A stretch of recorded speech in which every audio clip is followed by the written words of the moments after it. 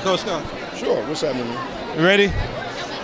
All right, movie lovers. For the sports lovers, I got NBA champion, multi-NBA champion, one of my favorite players, and former Lakers coach, Byron Scott. How you doing, sir? I'm blessed. How you doing?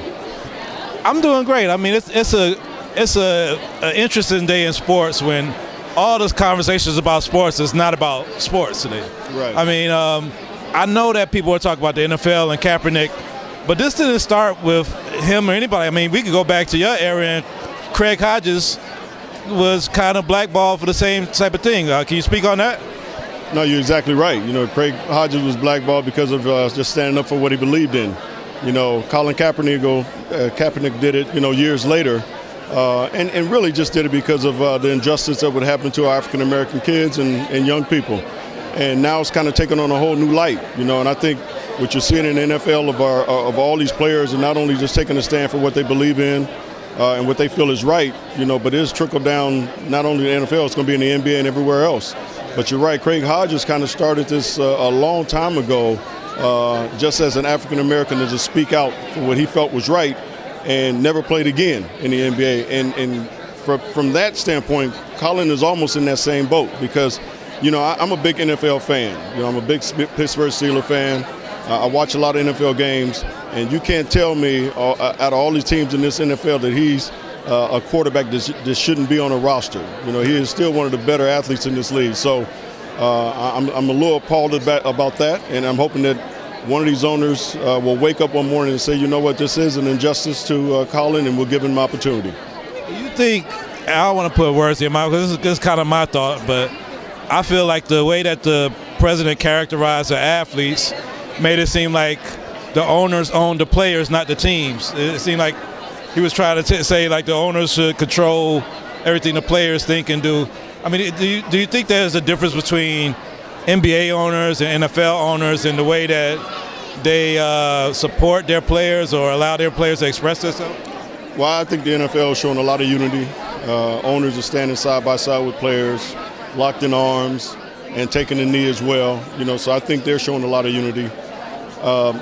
Mr. Trump, because I can't call him president because he's not my president, some of the things that come out of his mouth, I think he, first, it's like we always used to say, you should really think about what you're going to say first. And I don't think he does that. So to call the players in the NFL SOBs,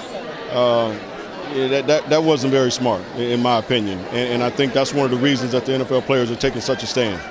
All right, we got to talk a little bit of basketball real quick. First, Melo, the big super trade to OKC. Do you feel like they're going to be the biggest contender to the defending champions this year on the West? Not really. I don't think it made that big of a dent, to be honest with you. I still think that you still have Golden State and San Antonio is going to be somewhere around there because they got one of the best coaches ever. And then they got some veterans that are very good. And then they got Kawhi Leonard, who's a superstar. And then you got to look at Houston, who had an unbelievable season, and adding Chris Paul obviously is going to help that team.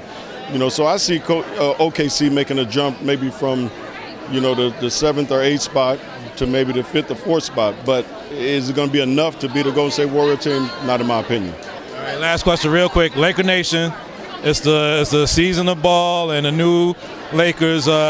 What's your prospect? What do you think that they'll do? I mean, you got a great connection with the Lakers from the player to even coaching some of these players. Mm-hmm. What do you feel like this new season is going to do with the new management and new athletes coming in? Well, I think it's going to be exciting. I really do. Ball is an exciting basketball player. He brings a lot of skill to the table. The thing that I love about him, he's very humble, very quiet kid. But I think he understands how to get everybody involved, a la Magic Johnson to that extent. But I don't know if he's going to have I do know for sure. He's not going to have the same impact that Irvin had when he came into the league at 19 years old. That's just asking way too much of that kid. But I think it's going to be a lot of fun this year. It's going to be exciting. I think this team is the nucleus of this team is going to be really good in the next couple of seasons. I'm not getting too overly hyped up and think that they're going to make the playoff, but I think they're going to be close this year, which will be a big-time improvement. Thank you, Coach Scott. Thank you. Appreciate it. Thank you. All right.